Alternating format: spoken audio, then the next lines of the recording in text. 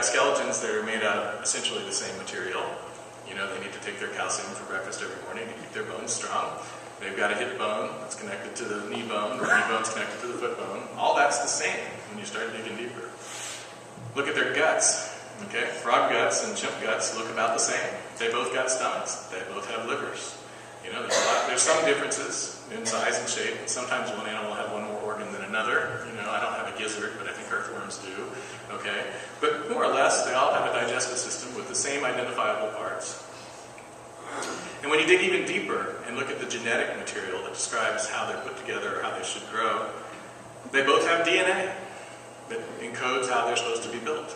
And the DNA is the same in both the chimpanzee and the frog. It's the same series of chemical compounds all strung together in this spiral structure that we're all familiar with. And more so than that, the information that's encoded in the DNA for the frog and the chimp, a lot of it's the same. You look at the part of the DNA that encodes the frog to have a foot and a toe on it, and it's the same as the part of the DNA that's in the chimpanzee that talks about how to build a foot and how to have a toe. So there's a lot of commonality. I think I've heard it said that humans have about 92% of our DNA is in common with the chimpanzee. They don't turn around and say also that 92% of your DNA is in common with the earthworm. Okay, people make those kinds of arguments. But there's a lot of commonality in the DNA. So is it really all that surprising that when faced with this biological fact, that there's a great deal of similar biological structure, similar systems and processes, and genetic information storage across all of life? Is it really all that strange to think that a guy like Charles Darwin would put forth a naturalist worldview and say, well, I conclude that all of life must have had a common ancestor because it shares all this stuff in common. Some natural process might have caused the species to change over time and become different things. That's the way a naturalist scientist looks at that piece of data. It's true, it's a biological fact. We have a lot of stuff in common with the earthworm and with the frog. Okay? And that's how a naturalist, somebody who comes at things from that worldview, is going to interpret the data. A monotheist, on the other hand, you know, a God-fearing scientist or a monotheistic scientist, is going to look at that very same information and perhaps reasonably conclude that an intelligent designer used the same basic building blocks and patterns to create a large number of different species. I mean, after all, after you've worked out the DNA sequence needed to make a foot or a toe, why not reuse it? You did it on the frog, why not use it on the monkey and on the giraffe and so forth? Why reinvent the wheel if you've already got it worked out and you're an intelligent designer in charge of building a universe? So your worldview changes how you look at the same biological data, the same biological fact. Now, again, I pointed out at the beginning of this that I'm a chemist. Okay, I know where I fit in the pecking order of science. Math is the most pure of science. They're useless. Okay, all they do is sit around and write equations all day long. They don't do anything practical. Okay, that's the highest form of science is math. And then the physicists are slightly more useful than the mathematicians. They at least take that math and apply it to things and make rockets go to Mars and give us wireless devices that we can talk to and stuff like that. You know, physics is basically applied math. They take the mathematical theories and they recognize, somehow miraculously, that the things we see in math apply to some of the things we see in the universe. That's a pretty cool topic all in itself. I don't have time for that. After physics comes chemistry. Chemistry is just applied physics. You know, that's what the physicists will say. You know, you guys are just, you dirty your hands with actually touching the matter. We talk about the matter. You actually work with it. Chemistry is based on physics. And then biology comes after chemistry. Biology, your life, the stuff you're made of, is just a bunch of chemicals. So everything we see in the world, the biological world, when you kind of drill down and see what's at its root, it's chemistry. So I'm going to start by talking about biology, a subject that I'm uncomfortable with, but I'm going to very quickly drill down to biology. The point of this little exercise we're about to go through here is that you can't have life, you can't have evolution of life, you can't have biological evolution of life until you first have the chemicals necessary to make life. Biological evolution had to have been preceded by chemical evolution. The chemicals had to first evolve in the DNA and phospholipid bilayers and amino acids and proteins and enzymes. That all had to happen first before you could have had a monkey that might somehow be pounded with enough cosmic rays that it turns into a Wall Street executive. Okay? I don't know how that part happens. That's biology. Maybe it happened, maybe it didn't. But before any of that could have happened, before you could have the monkey to begin with, you had to have had these molecules. And so I'm going to talk to you a little bit about So we're going to start with biology, and then we're going to drill down to the molecular level as fast as we can. Let's pick an organ of the body. I could have picked any organ. I picked the liver. Okay? Let's start with the liver. The liver is this complex thing right here in your gut, and it does hundreds of things without which you would die. Hundreds of things that it does. Really keep you alive. It detoxifies the body, cleans your blood. It destroys old red blood cells. It is a place where protein is synthesized. It's a place where hormones are synthesized. Most of us know that liver failure is a bad thing because these things shut down and you die. Amino acids are made in the liver. Carbohydrates are metabolized in the liver. Albumin's produced there. Vitamins are stored there. And there are hundreds of other things. If you want to read about them, go find the Wikipedia article on the liver and read it. I'm just going to pick one of the many hundreds of things that your liver does for you. It helps you get rid of excess nitrogen in your body. Whenever you use your brain, or alternately, whenever you use your muscles, or whenever you eat protein, like a good steak, ammonia is produced. Too much ammonia in your body is toxic. I think most of you who have ever cleaned with an ammonia solution probably have an intuitive feel that this is not something I want to have coursing through my blood vessels. Okay? It stinks too. Okay? Ammonia is a very small, innocent-looking molecule. It's just a nitrogen atom with 3 hydrogen atoms attached to it. Those of you who have had high school or college chemistry are probably used to looking at molecules, like what I have drawn on the left there, with the letters that indicate what the atoms are. Because this isn't a science class, we're not going to do that. We're going to go with a pretty picture instead. We're going to use the ball and stick figure to represent molecules in this talk. So that blue dot in the middle there is the nitrogen atom, and then the 3 white dots around it are the hydrogen atoms that are attached to it. That's ammonia. And again, it's produced in the brain, it's produced by the muscles, and it's produced by digesting steak and other proteins. The way that your body gets rid of ammonia is it dumps it into the bloodstream, and it travels through the bloodstream to your liver, and your liver cleans it up. Your bloodstream is like the internet. If you want to put something out there for the whole world to see or for somebody else to grab, you throw it onto the internet. When your body doesn't know what to do with something, it pumps it into your bloodstream and hopes that it goes downstream somewhere and somebody else deals with it. That's how your body deals with ammonia. Your brain just dumps it into the bloodstream, your muscles dump it in the bloodstream, and it's thought or hoped that eventually it'll get to the liver, and the liver will clean it up. It turns out that pure ammonia coursing through your veins is not a good idea. Before your brain and your muscles dump the ammonia into your bloodstream, they actually package it up for safe travel. They take the ammonia and they attach it to glutamate, and they make something called glutamine. And it's actually the glutamine that travels through your blood. Glutamine is a safe substance, relatively safe substance. You can actually go buy it at a vitamin store and take it. So, that's obviously not the same as drinking a bottle of ammonia. But glutamine is basically a thing that conveys ammonia through your body.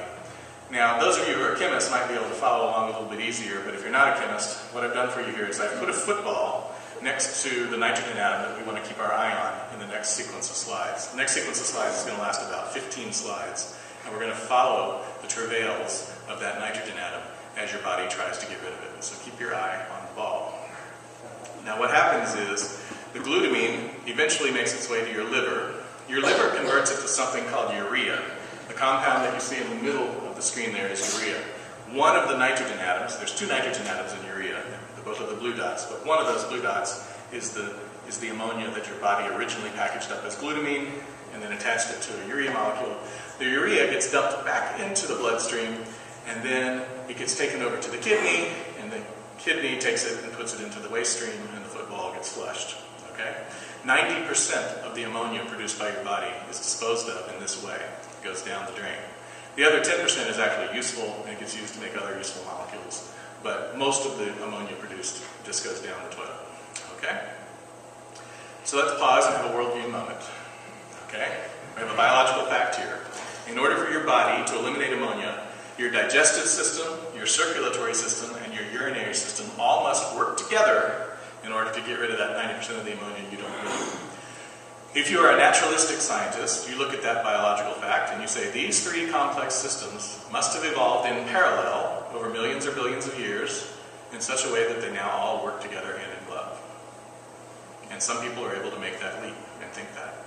Monotheists, on the other hand, they look at the same biological fact and they say these 3 complex systems were designed by an intelligent being in such a way that they now all work together.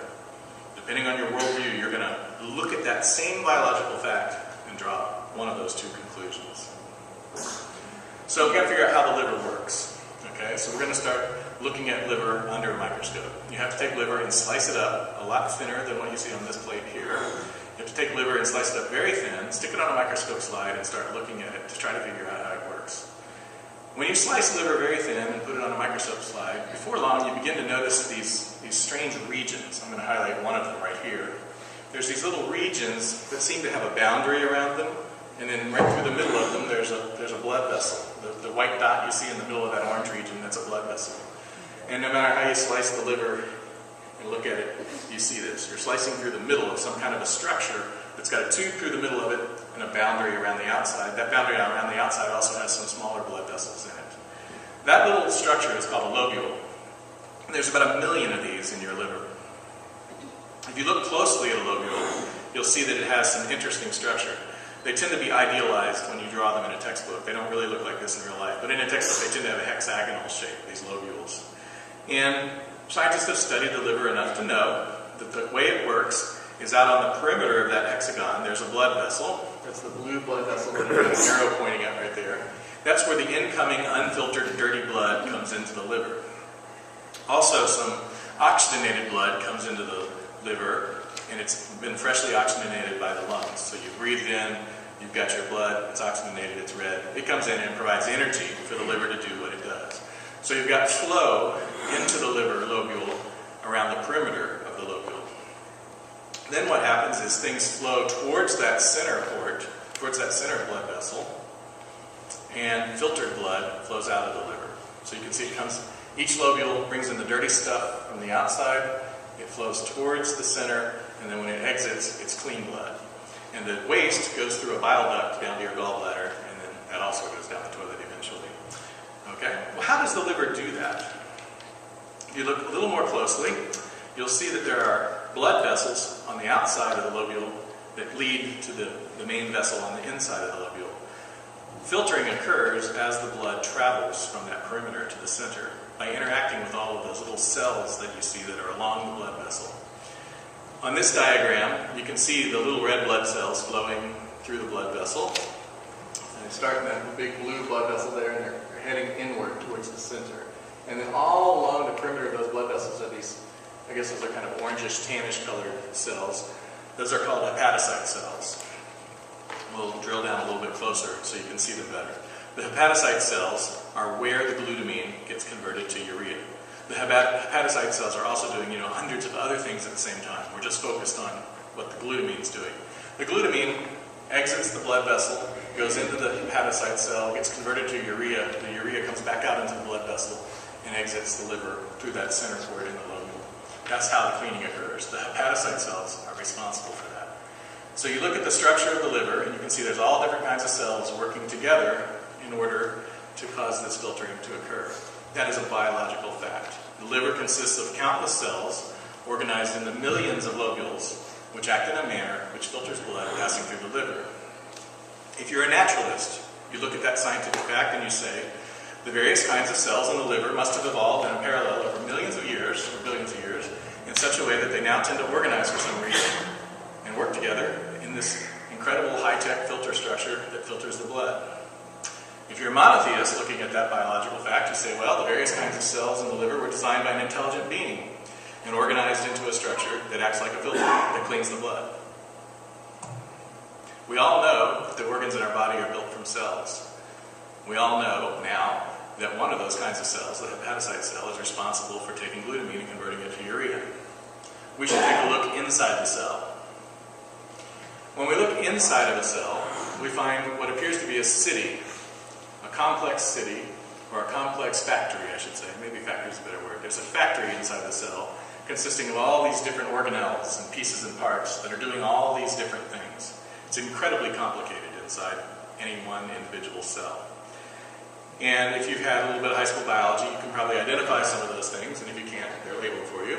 Okay? There's a big thing in the middle of the cell called the nucleus. That's basically your microprocessor, your central processing unit of the cell. All the information about how to do things and what ought to be done next is stored in the DNA inside the nucleus, the big blue thing in the middle of the cell. You might recognize some of the other structures. The ones that are red are called mitochondria. Mitochondria are sort of the energy powerhouses, or the power plants for the cell. And all sorts of cool things go on inside the mitochondria. The first couple of steps of converting glutamine to urea occur in the mitochondria. Just that glimpse into the cell ought to make you pause and have a worldview moment again.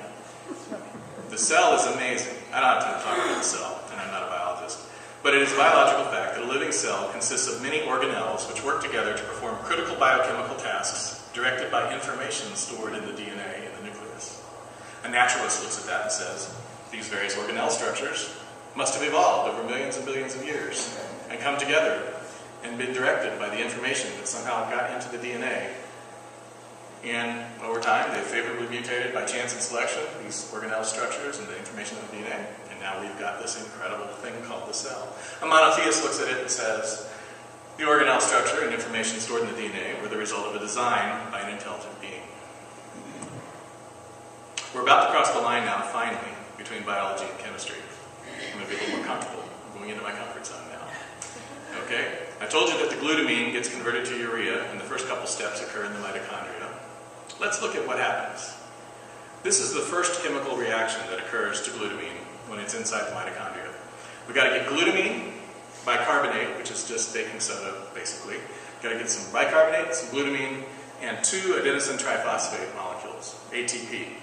That's sort of the energy storage molecule that powers most biochemical processes. You've got to get 2 ATPs, 1 bicarbonate, and a glutamine to react together in just exactly the right way that they produce carbamoyl phosphate. Look at the football. The nitrogen that was from the ammonia was on the glutamine. After this reaction occurs, the nitrogen will be part of the carbamoyl phosphate there. So we've got to make carbamoyl phosphate, we've got to make 2 adenosine diphosphates, and a dihydrogen phosphate. And this is just like Tinker Toys or Legos. You can take these atoms, you can rip them apart, and you can put them back together.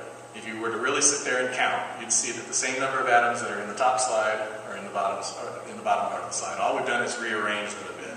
The adenosine triphosphate, if you look close, there's each of those adenosine triphosphate molecules has got 3 orange phosphorus atoms in it, surrounded by some red things, but 3 orange phosphates. And if you look at the adenosine diphosphate on the bottom of the slide, you can see that they now only have 2 of those orange atoms, 2 of those phosphoruses. Where did the other phosphori go?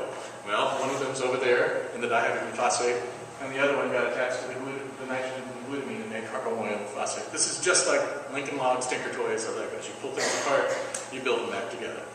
So if you take these 4 molecules and put them together and say, hey, react with each other, could anything possibly go wrong? I give you this example, a real world analogy. I hand a bunch of Legos to my kids. I give them an X-Wing, a TIE Fighter, and a Millennium Falcon. And I say, I want you to rip these things apart, and I want you to build 3 very specific other spaceships out of them. I want you to build a Y-Wing, Darth Vader's fighter, and Slave One, Boba Fett's ship. What could possibly go wrong? You tell your child what you want them to do. You may even give them instructions on how to do it. But once you start ripping the Legos apart, anything might happen. Okay? They'll build whatever they want. It's the same on the molecular level. You put a bunch of atoms and a bunch of molecules together, they've got several choices about how they might react. If you want them to do a particular thing, you've got to make them do that particular thing most of the time. Something has to give the instructions. Something has to guide the process. How do you get glutamine to get converted to carbamoyl phosphate? How do you get these 4 molecules to react with each other in the proper sequence and with the proper result? We need another real-world example here. Whenever there's a ship coming into port and it needs to be fixed, we put it in dry dock. We make modifications to a ship in a certain sequence in the dry dock. The dry dock provides a scaffold in which you can hold the ship while you're doing things to it. The dry dock provides a pathway. It has an entrance and an exit point that you can follow as you're kind of like an assembly line as you do things to the ship. And as the ship is in dry dock being repaired, there's a certain sequence in which parts are taken off of it and replaced and new parts are put on them. Okay? We need something like this to make sure that our chemical reaction is going to occur properly. If we want to take that glutamine and guide it through the right sequence of chemical steps to produce the desired product, we need a molecular dry dock. This is the molecular dry dock that accomplishes this task. This is your new enzyme friend here. This is carbamoyl phosphate synthase. All enzymes end in ACE. Their names always end in amylase. So if you ever see that, if you're ever just like reading a book and something ends in ACE, you say, oh, that's an enzyme, and it'll sound intelligent. Okay, carbamoyl phosphate synthase is this special molecule. It's huge. It's a dry dock. It's called an enzyme. It's made out of protein. It's built out of two long chains of amino acids, each of which is individually considered to be a protein. Those two proteins come together and they form this giant thing that we call an enzyme molecule. This molecule has a very special shape which guides the chemical reaction sequence properly. You can think of this molecule as a nanomachine that has been either purposefully or randomly designed to do one thing and to do it well. And the one thing that it does well is convert the glutamine to carbamoyl phosphate. That's its only purpose in nature. It's its only purpose in life. It's self-fulfilled when it does that. That's all it's supposed to do. So just how big is this dry dock? Just how big is this enzyme? A glutamine molecule is really small. It's only 700 picometers across. If you don't know what a picometer is, you probably know what a meter is. That's a meter. Imagine taking the meter and slicing it into a trillion equal-sized pieces. That's a picometer. They're really tiny. A glutamine is 700 picometers across. This enzyme molecule we're talking about here is 10,500 picometers tall and about 100 or 200 picometers wide. It's huge compared to the glutamine. I need to give you a real-world size comparison so that you can understand the difference.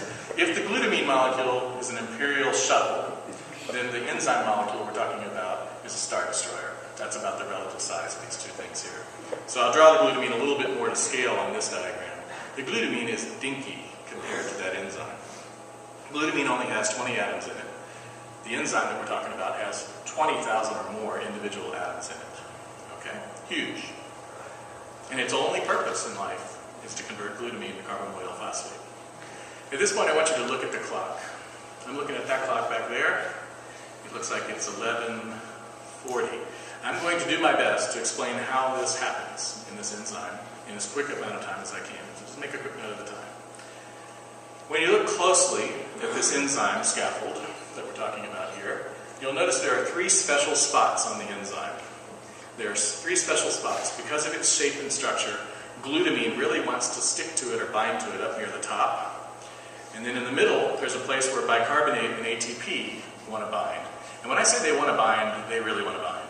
Basically, the enzyme has a shape that's exactly the right size for those molecules to come in and fit in there just like a key fits into a lock or your hand fits into a glove. Something about the structure of that enzyme has either randomly or intentionally been designed to accept these molecules just like a key goes into a lock. So the glutamine binds near the top of the bicarbonate, and one of the ATPs binds in the middle, the other ATP binds down there at the end, down at the bottom. So we've got a scaffold that's holding the four reactants in place, ready for them to react with each other. The other odd feature of this randomly evolved molecule is that down through the middle of it, it's got a tunnel that's exactly the right size for an ammonia molecule to travel through. Don't know how it got there. Maybe it randomly evolved. Maybe it was designed to be that way. The tunnel has an entrance up near the top, and it has an exit down near the bottom. The first thing that happens is that bicarbonate and ATP bind in that middle position, about halfway along the length of that tunnel we're talking about.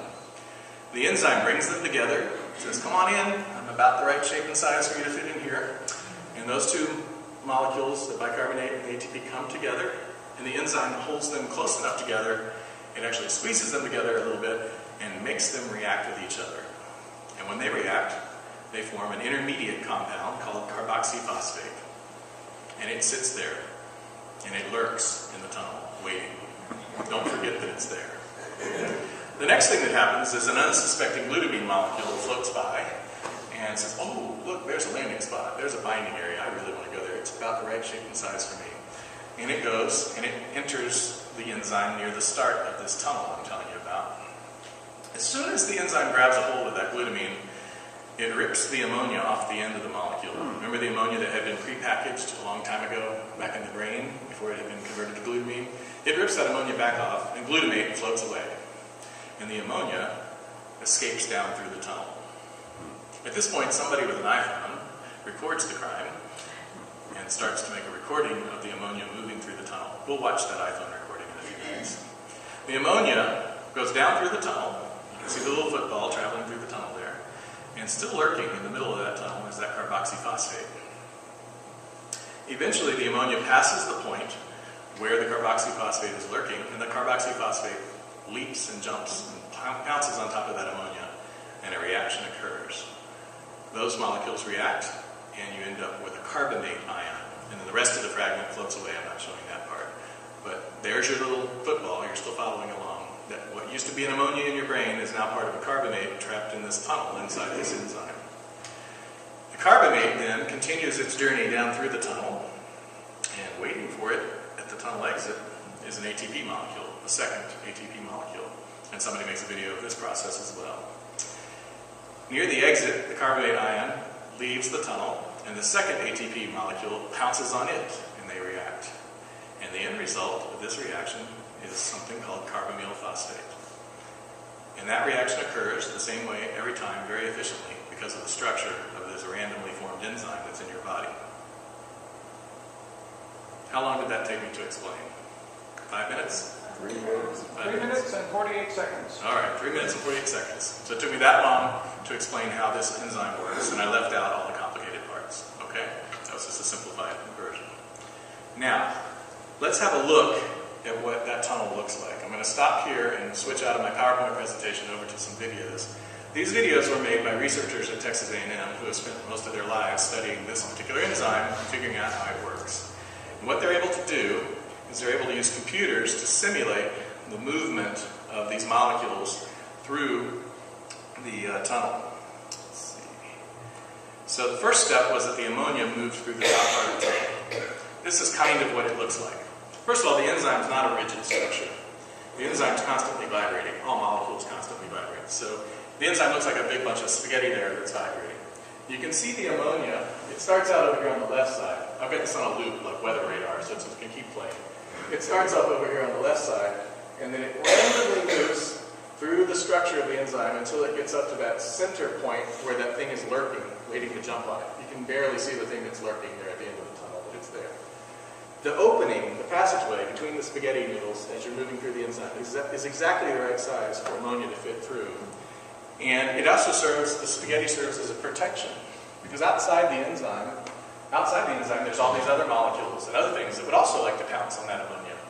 But we don't want that to happen. We want the ammonia to react with the thing that's lurking, waiting for it at the middle of the tunnel. So if you think of that ammonia molecule as like a monkey on monkey bars, you know when you go on monkey bars, you grab one thing, and then you grab the next, and then you grab the next, and you move down the monkey bar. Imagine a downhill monkey bar. It's very easy for you to go down the hill. You start at the highest rung, the next run's a little bit lower, the next one's a little bit lower. You want to go on monkey bars a particular direction. You don't want to start at the bottom of the monkey bars and have to go up. That would be hard. The ammonia wants to move through the tunnel in the direction that it's moving. It may occasionally take a backward step, but on average, it's energetically favorable for it to move through the tunnel in the direction that it's moving. So that ammonia gets ripped off the glutamine molecule by the enzyme. The ammonia escapes into the tunnel, and then it is under an incentive, an energetic incentive, to move through the tunnel a certain way until it gets to the middle and meets up with the thing that's lurking there waiting for it. The second half of the show, we can also watch that as well, is once it gets pounced on, it turns into carbamate. And then this is the last couple of steps here, where you see the carbamate that was formed in the middle of the tunnel migrate down through the rest of the tunnel out to the exit. And lurking there, waiting for it near the exit, is the other ATP. Okay? So that's how it works. Why did they portray the spaghetti as strands instead of as molecules? Well, the spaghetti strands are indeed molecules. The spaghetti strands are protein built out of amino acids. It is very common in the biochemical literature to not show all the atoms because it just gets so confusing. There's just thousands and thousands of atoms. And so they take the protein chain and they just show it like a ribbon that's coiled or something like that. As a chemist, I really can't stand that, but they're biochemists. What do they know? You know? So that's the way they like to do it. And I don't like it. I would rather see all the atoms myself. If you looked closely at those pictures, they did show a few of the atoms in some of the critical molecular parts of the biomolecule, but they always abbreviate when they do that. So I'm going to figure out where I'm at here. Frank, could you restate the question? I can't hear what people are saying. He asked me why this looks like a bunch of spaghetti. Why did they choose to draw the molecules like a bunch of spaghetti? That's just what biochemists do. They don't draw, that big bunch of spaghetti there could be drawn with ball and stick figures, just like the thing that the molecule we're focused on. But if you did that, it would be so big and complicated that it would just be hard to do every time. So as an abbreviation in textbooks and stuff, they tend to draw biomolecules as ribbons. Dan, do you have something to add to that? Yeah, another reason they draw it that way is to portray the secondary structure of the peptide strand. They need to indicate where the hydrophobic regions are and where certain domains are that explain the shape of that enzyme. So you will see some beta sheets and alpha helices portrayed there, and that can't be shown with the ball and stick. That's true. So sometimes when you paraphrase a paragraph, it makes it easier for people to understand and grasp it quickly. This is kind of like a chemical structure paraphrase. If I showed you all the detail of the chemical structure, you'd be confused. If I abbreviate it and make it look simplified, you can see some of the coil structures a little bit easier. So Dan is more of a biochemist than I am. He knows the answer to the question. Okay. Is there a All right. picture? Photograph? Well, there's not any photographs of any molecules because they're too small to photograph. You can make images of them. Yes, I could provide you with a picture that shows you all the balls and sticks connected together if you want. But that's not the normal way that biomolecules are portrayed. So having grasped the complexity of this one enzyme, we can contemplate it a little bit and have a worldview moment. It's a chemical fact that enzymes are very large molecules with shapes and properties that encourage very specific chemical reactions to occur very efficiently. If you're a naturalist looking at that enzyme, and in fact the authors of the paper from whom I stole that video, they are naturalists. They provide a naturalistic explanation in the conclusion of their research paper as to how this enzyme might have evolved. A naturalist says, well, enzymes and the DNA information that describes how they're built and their structure has evolved over millions of years to have shapes and properties that encourage very specific chemical reactions to occur efficiently. A monotheist looks at that very same enzyme and says enzymes appear to be these incredibly complicated nanomachines. They must have been designed by an intelligent being in order for critical chemistry of life to occur efficiently. But there's more. I only showed you one step. Glutamine just got converted to carbamyl phosphate, but remember, we're trying to figure out how glutamine becomes urea so that it can be flushed down the toilet. We must have forgotten a few chemical steps, and indeed we did. The carbamyl phosphate that we just made with that one complicated enzyme has to react with another molecule called ornithine, which you'll see over here on this part of the slide. Keep ornithine in your mind. Remember it, okay? Carbamyl phosphate has to react with ornithine. It turns out there's another whole enzyme called ornithine transcarbamylase that is designed specifically for one task, and one task only. It has a special shape and structure that allows carbamyl phosphate and ornithine to react together, probably with binding sites and some movement of the enzyme, and forms another molecule called citrulline. So the nitrogen we're trying to dispose of, which is over there on the end of the carbamyl phosphate, gets transferred to a citrulline molecule that you see over here, down at the end of that, on the bottom end of that molecule that I showed you there. So again, for this process we're describing to have occurred, there had to be not one, but two enzymes to get us to move along in the sequence of steps that we need to move along in order to make urea. And then the citrulline has to react with aspartic acid. And there's yet another big, fancy, complicated enzyme whose sole purpose in life, the only thing that fulfills it, is to take citrulline and react it with aspartic acid to make arginosuccinic acid. And the name of that enzyme, which also looks like a big, fluffy piece of colorful spaghetti, is arginosuccinate synthase. And it's also in your mitochondria, or in your cell. And arginosuccinic acid then has to be split in half into arginine and fumaric acid. And there's a particular enzyme that's designed to cut that molecule in half. And it's called arginosuccinate lyase. And then the arginine has to be split in half. You've got to whack off the bottom end of the arginine that you see there. And when you whack off that bottom end, you get urea, the thing we were trying to make all along. And you also get ornithine again. We've come full circle. We've regenerated the ornithine. We've made a cycle. This is the process that your body uses to convert glutamine to urea. There are 5 enzymes involved in this process. All 5 of them have to be present for the glutamine to become urea. All 5 of them are specially shaped so that they can do the particular step that they're supposed to do in this process. If you were to remove any one of those 5 enzymes from this particular scheme that I'm showing you here, glutamine would build up in your body and you wouldn't be able to make urea and you'd be in a heap of big trouble. All 5 of those enzymes had to evolve simultaneously in order for this process to be able to work. If any one of them didn't evolve, there would be no reason for the other 4 to evolve. They all had to, in concert, in parallel, come into formation together. Yes, Reed, you had a question? This is all taking place in a cell? This is all happening in one cell. It's happening in trillions of cells in your kidney or in your liver. But the first few steps occur in the mitochondria. The other steps occur right outside the mitochondria, but still inside the cell.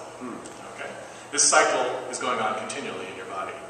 You have to ask yourself, if you're a naturalist, why one of these enzymes would have come into existence by itself without something causing the other 4 to come into existence at the same time. This is one metabolic cycle in your body that occurs. It's a chemical fact. Critical metabolic cycles, which support life, involve a series of interdependent reactions governed by multiple complex enzymes working together. None of the reactions taken by itself could accomplish the critical task. You have to have all the pieces of the puzzle for the puzzle makes any sense. A naturalist looks at that and says, the fortuitous combination of multiple complex enzyme structures which facilitate an interdependent cycle of chemical reactions evolved over millions and billions of years. A monotheist looks at that and says, the complex nanomachines known as enzymes were designed by an intelligent being and were designated or designed to work together in an interdependent manner by that very same being. It turns out the urea cycle is just one metabolic pathway that's going on inside your body right now. I'm showing it to you here a different way without all the pretty cartoons. But that big circle there is the same urea circle we just looked at. And if you look closely at some of the words on the screen, you'll see citrulline and arginate. Some of these things we're talking about, arginine. The blue letters that you see up there, everywhere you see blue text on that diagram, is one of these big fat enzyme molecules that's specially shaped and tailored to do one particular chemical reaction efficiently. So pay attention to the blue blobs as I do what I'm about to do. This cycle here fits in with a lot of other things that are going on in your body. There are other pathways, other metabolic pathways that you see on this diagram drawn with black lines, and everywhere you see those blue blobs of text, that's another one of these specially designed enzymes that had to come into existence somehow. Let's zoom out a bit more. Let's zoom out a bit more. Let's zoom out all the way. Those are all the known metabolic pathways, all the major known metabolic pathways. The thing that's circled in red, that's the urea cycle. I see a lot of blue blobs on that slide. All of that is necessary for you to be alive. All of that had to evolve in parallel and come into existence simultaneously for your body to be able to do the things that it does. This is from a poster, a metabolic pathway poster, that you'll find on the walls of most biochemistry professors' offices when you go to any academic institution. And there are other things, other very common cycles on there that are also important. I just focused on the urea cycle today. Let's pause and have a worldview moment. It is a chemical fact, it is a biochemical fact, that hundreds, thousands maybe, of enzymes work together in the cell to maintain critical metabolic pathways. All of the pathways and cycles are interdependent and often cross the boundaries between different cells. A naturalist looks at this information and says the fortuitous combination of multiple complex enzyme pathways which support life has evolved over millions or perhaps billions of years. A monotheist looks at it and says the complex nanomachines known as enzymes and the complex interdependent pattern of metabolic pathways were designed by an intelligent being. As a monotheistic chemist, this is where I have to draw the line. I have to suspend my disbelief in a God only so long before I go nuts, okay? I can maybe follow the biologists when they say a monkey can become a human. Maybe that could happen on a good day. Okay, that's biological evolution. But when I look at the complex chemical reactions that are occurring on that chart that I just showed you, and somebody tries to tell me that all of these enzymes just came into existence and set up shop and started processing chemicals in the way that you saw on that chart, and that just sort of happened by random chance. As a chemist, I cannot see how that could have evolved over time. So this is where I personally draw the line. But there's more. But unfortunately, it's lunch. So we're going to stop here. And what we're going to do is we're going to take an hour-long break. If you brought your lunch, you can eat it in there, or you can eat it in here. It's not too messy. There's water in a cooler in there that you can grab a cold water out of. You may have brought your own drink. What I'd like you to do is go and eat some lunch and chat for a while. And in about 30 minutes, I'm going to play 2 videos for you here on my computer that will show where these enzyme molecules came from. Because I don't believe in the God of the gaps. I'm not going to just say, look at all these miraculous enzymes that were created somehow, and I don't know how it was done, and God must have done it. I'm not going to stop as a scientist, stop looking and stop investigating. We actually know where all those complex enzymes came from. And I've got 2 videos queued up here that I want to show you that show how those enzymes are made. Okay, but first, let's eat.